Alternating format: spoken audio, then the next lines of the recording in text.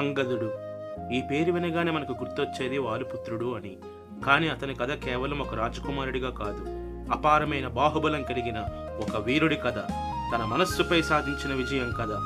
అతని తండ్రి వాలి సాటిలేని మహాబలుడు. అంతటి తండ్రికి పుట్టిన అంగదుడికి బలం వారసత్వంగా వచ్చింది. కానీ ఆ బలం అతనికి గర్వాన్ని ఇవ్వలేదు. ఒకానొక క్షణంలో అంగదుడి ప్రపంచం ఒక్కసారిగా కుప్పకూలిపోయింది. తండ్రి మరణం, కళ్ళ ముందే ఒక శూన్యం. అప్పుడు అంగదుడి ముందు రెండు దారులు ఉన్నాయి. ఒకటి, తండ్రి మరణానికి కారణమైన వారిపై పగ తీర్చుకోవడం. అది చాలా సులభం, ఎందుకంటే దానికి కేవలం కోపం ఉంటే చాలు. రెండోది, ధర్మం వైపు నిలబడటం.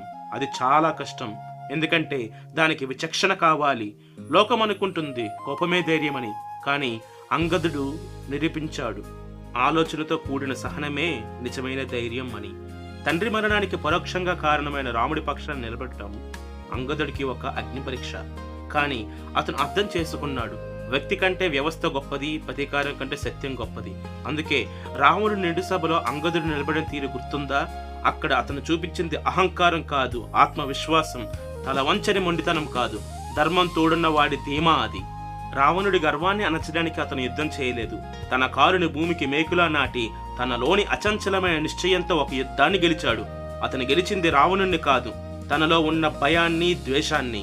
అందుకే అంగదుడు కేవలం బలానికి గుర్తు కాదు, అది సహనానికి నిలువెత్తు సాక్ష్యం.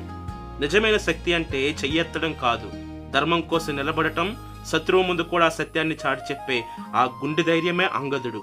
ఇదే అంగదుడి ప్రస్థానం, ఇదే ధైర్యానికి అసలైన నిర్వచనం.